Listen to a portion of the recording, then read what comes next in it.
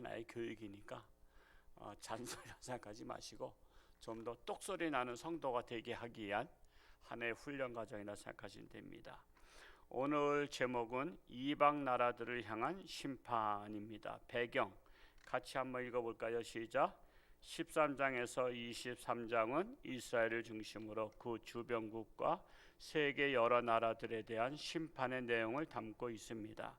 이사야는 남방 유다에 보내진 선지자이지만 하나님의 역사의 주인이셔서 주변국과 세상 나라들에 대한 심판의 내용입니다. 하나님은 역사의 주인이십니다. 하나님은 역사의 주인이십니다. 그 영어도 참 의미가 있죠. 역사를 히스토리라고 그러잖아요. 히스토리가 합성어잖아요. 히스 그분의, 그의, 스토리 이야기, 그분의 이야기, 즉 역사 이야기는 즉 하나님의 역사라는 거예요. 그래서 이 세계 역사는 하나님께서 이끌어 가시는 역사다라고 말씀하고 있는 거예요. 묵상을 봅니다. 1번 13, 14장입니다. 시작. 하나님은 바벨론이라는 거대한 제국을 심판하신다고 말씀하십니다. 완전히 멸망해버린 소돔과 고모라처럼 만드시는데 그 이유는 교만, 오만, 거만함 때문입니다. 바벨론은 다른 나라들을 괴롭히며 자신의 힘을 자랑함으로 멸망에 이르게 되는 것입니다. 교만은 패망의 선봉임을 잊지 말아야 합니다. 그랬어요.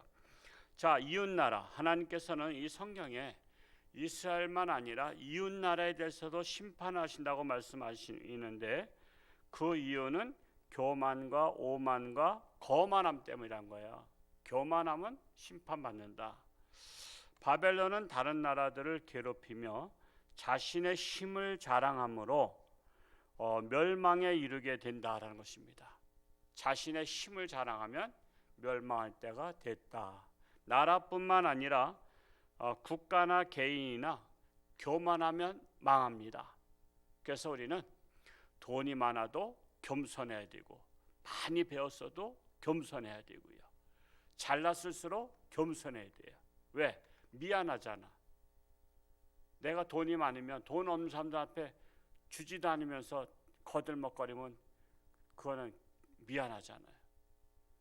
돈 많은 사람들, 우리나라가 지금은 옛날에 막 중국 가서 막 돈 쉬면서 자랑하고 있다는데 그 거들먹거리는 거예요. 거들먹거려.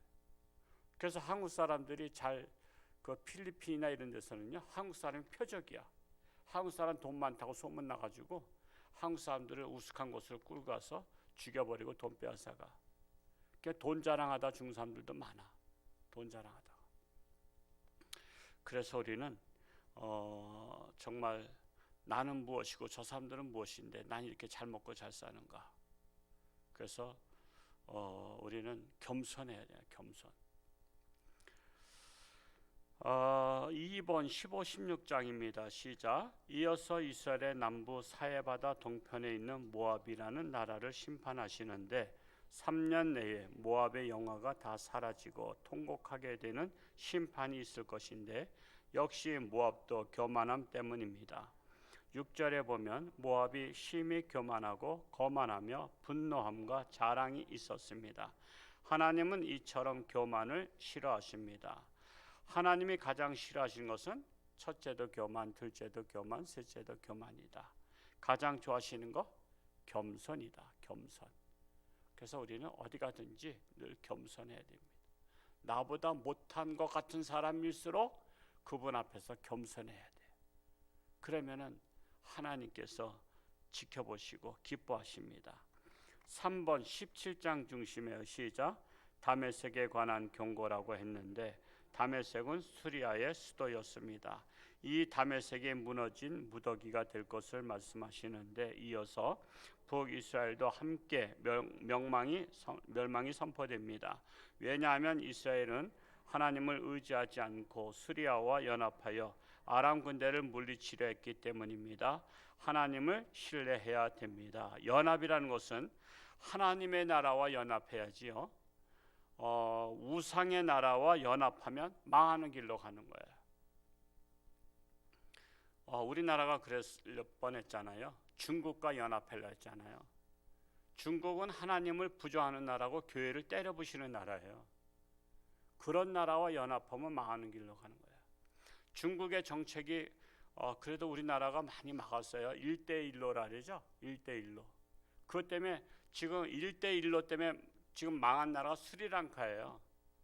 스리랑카가 중국의 자본을 끌어들여서 뭘 했는데 부도났잖아요. 그래서 지금 대통령 도망갔잖아요. 비행기 타고 도망갔어. 다른 나라 망가뜨리고 도망간 대통령이야. 스리랑카. 중국의 자본을 들이면요 통째로 다 먹어버려요. 우리나라도 1대1로다가 우리 홍천과 춘천 사이에 무슨 뭘 만들어? 무슨 관광지인지 뭔지 만들려고 했다가 그거 반대했잖아요. 기독교에서 엄청 반대했어요.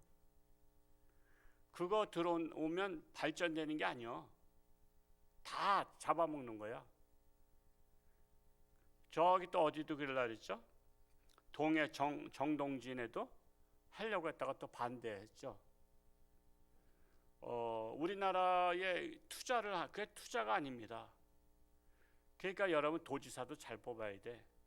도지사가 그런 거를 또 이슬람을 군산에서 투자 유치하려고 그랬죠. 이명박 대통령, 박근혜 대통령 때 이 정신 나간 사람들이야. 여러분 이슬람의 그 사업처를 투자해서 받으면요 우리나라 이슬람화 되는 거예요. 그들은 이슬람은 꼭 들어올 때 종교까지 들어와요. 종교까지. 그래서 우리가 나라도 손 잘 잡아야 돼요. 하나님의 나라와 손 잡아야 돼요. 그나마 미국과 손 잡은 것을 그나마 다행이에요. 왜? 미국은 우리보다 더 하나님을 열심히 믿잖아요. 미국의 교회가 30만 교회라고, 우리는 5만 교회. 미국 때문에 지금 세계 선교 1위가 그래도 미국이에요. 아직도 세계 선교사를 최고 많이 보낸 데가 미국이고 두 번째 한국이야. 그래서 하나님의 나라와 손을 잡아야지. 미국과 손 잡는 것을 지금 떼라 하잖아요. 자꾸만 미국과 손 떼고 중국과 손 잡으라고 그렇게 하잖아요. 근데 중국과 손 잡으면 중국이 집어삼키는 거야. 우리가 그래서 그걸 잘 알아야 돼요. 하나님을 부조하는 나라와 손 잡으면 그거는 망하는 길로 간다. 왜? 흥망성쇠는 하나님께 달려있기 때문에. 그래서 우리가 손 잡을 때도요 다른 사람과 사업할 때도 세상 사람하고 사업하지 마세요. 세상 사람하고 사업하면 그 사람은 또 어떻게 해요? 제사 지낼 거 아니야. 고사 지낸다 그러지. 고사. 그래가지고 되는 일이 있어요.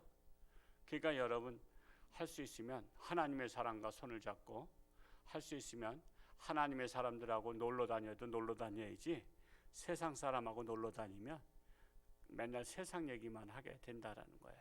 그러니까 우리가 정말 우리 홍천중앙교회 교인들하고 잘 노시기 바랍니다.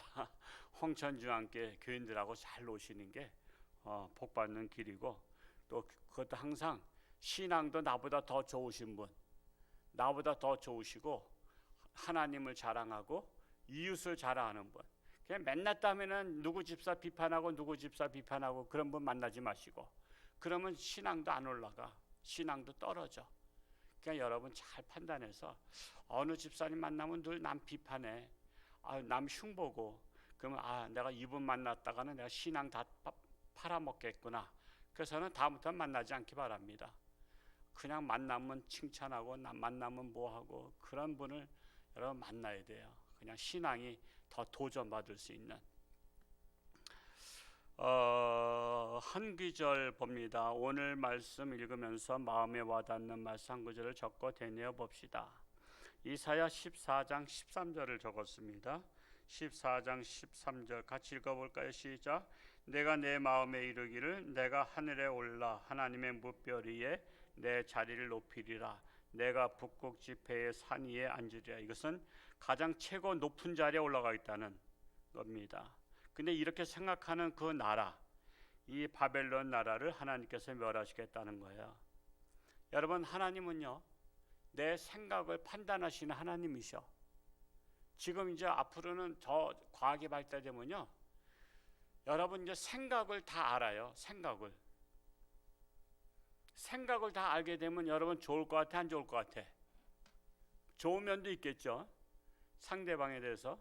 근데 상대방도 내 생각 안 되니까 상대방이 나를 싫어하는지 좋아하는지도 생각을 이제 알게 돼. 하다못해 요즘에 이제 여기까지는 온 거 아니에요. 거짓말 탐지기까지 왔잖아요. 거짓말하면은 그게 탐지가 되잖아요. 거짓말한 것에.